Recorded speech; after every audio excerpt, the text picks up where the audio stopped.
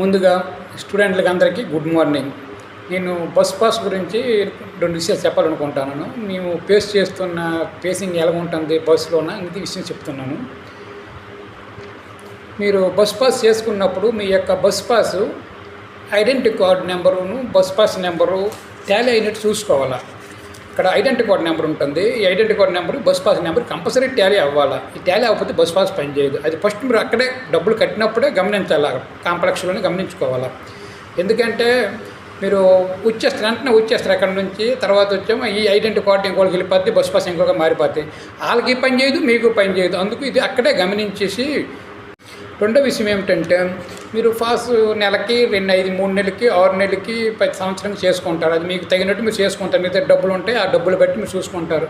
కానీ 3 నెలలకి, 6 నెలలకి చేసుకుంటే మీకు డబ్బులు సేవ్ అవుతాయి. మీ పొద్దుకల్లా కాంప్లెక్స్లో తిరగాలి ఉండదు. నెల కాంప్లెక్స్కి వెళ్తే ఒకరోజు టైం వేస్ట్ అయిపోద్ది, ఛార్జీలు ఎక్స్ట్రా పడతాయి, ఒకరోజు పని పోద్ది, మీరు చదువుకోవాల్సిన టైం పోద్ది, అంత టైం వేస్ట్ అవుద్ది. అందుకు మీరు ఏంటంటే కంపల్సరీగా 3 నెలలకో 6 నెలలకో చూసుకోండి. మీరు డబ్బులు బట్టి చేసుకోండి.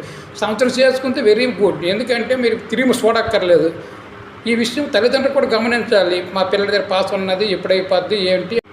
5 రోజులు 6 రోజులు చూడరు, డేట్ అయిపోయినాక చూడరు. కండక్టర్లో అడిగితే పాస్ తీస్తారు, పాస్ సార్ అంటారు, కానీ పాస్ తీయరు. అలా అయిపోతుంటాయి. స్కాడ్ వచ్చినప్పుడు ఆ డేట్లు ఉండవు, తర్వాత ఫైన్ కట్టవలసి వస్తుంది. అది గమనించగలరు, తల్లిదండ్రులు గమనించాలి.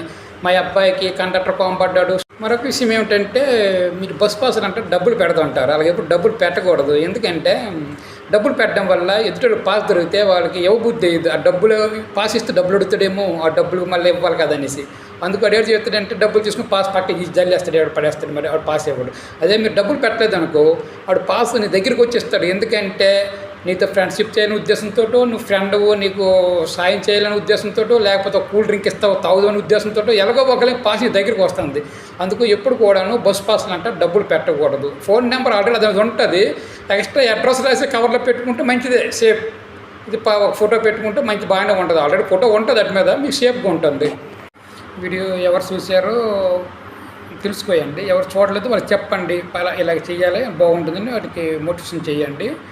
Thank you.